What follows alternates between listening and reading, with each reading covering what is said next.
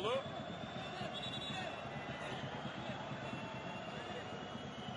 Barajda bir gerginlik.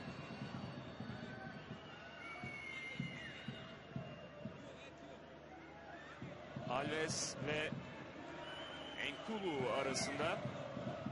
Şimdi iki oyuncuyu yanına çağırdı. Karşılaşmanın hakemi Mustafa Öğretmenoğlu. İşaret geliyor. Diego geldi. Diego'nun vuruşu ve top ağlarda. Harika bir gol Diego'dan. Süper bir frikik golü Diego. Fenerbahçe 15. dakikada Diego'nun harika frikik golüyle öne geçiyor Marsilya karşısında. Mükemmel vurdu Brezilyalı. Mandanda son anda yetişti ama yeterli olmadı. Belki o topa teması da var.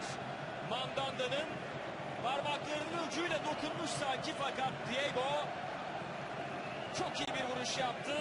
Biraz sert de bir vuruş aslında. Ve Mandanda'yı avladı. Fenerbahçe 1-0 önde Marsilya karşısında. Diego devamını getiremedi. Oradan topu çıkaran Sparania. Caner sıyrıldı. Caner orta pozisyonunda. Caner ortası. Sol kafa vuruşu ve gol! Gol Musa Sol! Harika bir hücum. Mükemmel orta Caner'den. Musa Sol uzak köşeyi çok iyi gördü ve Mandanda kalesinde dondu kaldı. Fenerbahçe 2, Olimpik Marsilya 0. Fenerbahçeli oyuncular mücadeleyi bırakmadı. Caner mücadeleyi bırakmadı. İşte bir kez daha göreceğiz. Burada Caner topu söktü aldı. Rakibinden çok şık sıyrıldı.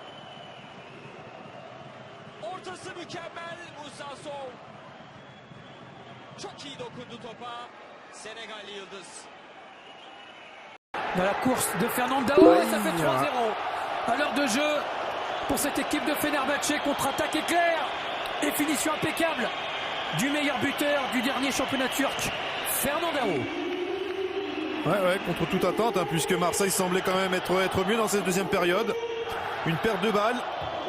Derrière un appel entre la défense, entre la défense centrale, et un super ballon, cela dit. On le voit là, Musa Sol, tout de suite, hein, sans regarder le joueur.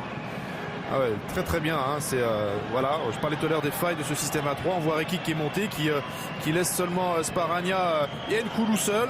Fernando qui fait un appel entre les deux joueurs. Mais a signalé quand même une magnifique passe de Musa Sol, hein, qui sans regarder, voilà, sans regarder, ça a senti le jeu. Il a trouvé Fernando dans la profondeur et lui derrière, on sait que c'est un buteur, hein, vous avez rappelé ses stats de l'année dernière.